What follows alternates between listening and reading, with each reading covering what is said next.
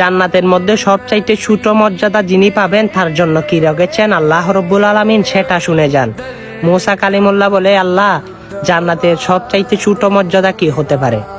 তখন আল্লাহ রব্বুল আলামিন বলে, মুসা শুনো, একজন জান্নাতীকে আমি জান্নাতে যেতে বললাম সবার শেষে। সে জান্নাতের গেটের দরজার সামনে গিয়ে দেখে জান্নাত কানায় কানায় ভর্তি, কোথাও আর জায়গা নাই। তখন সে টেনশনে পড়ে গেল, আল্লাহ আমি কোথায় থাকবো, জান্নাতের মধ্যে তো কোথাও জায়গা নাই। তখন সে অশ্রু অবস্থায় কাঁদতে লাগলো। আল্লাহ রব্বুল আলামিন তাকে ঘোষণা দিল, শুনো তুমি চিন্তা করতে হবে না, তোমাকে তো জান্নাত দিয়েছি, তোমাকে দুনিয়া তুমি সবচাইতে ছোট জান্নাত, তুমি সবচাইতে ছোট মর্যাদা পেয়েছ, তোমাকে কি দিব? তুমি দুনিয়াতে রাজা বাদশাদেরকে যা দিয়েছি তা দিলে হবে? সে খুশি হয়ে বলে আলহামদুলিল্লাহ। তখন আলহামদুলিল্লাহ আল্লাহ রব্বুল আলামিন পছন্দ করে বলে, যাও তোমাকে 5 গুণ জান্নাত দেওয়া হলো। তিনি আবার বলে আলহামদুলিল্লাহ।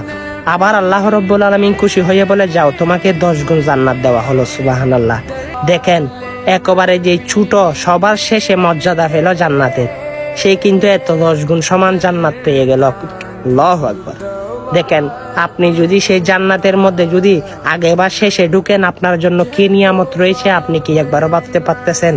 হ্যাঁ, সেটাই পাওয়ার জন্যই একমাত্র ইবাদত হচ্ছে নামাজ। নামাজ পড়ুন, পারলে জান্নাতের ঘটনাটা সকল মুসলমানের কাছে শেয়ার করুন, নামাজের দাওয়াতও দেন, সেটা নাজাতের উসিলা হবে, জান্নাতে ঢোকার জন্য যথেষ্ট হবে। সুবহানাল্লাহ।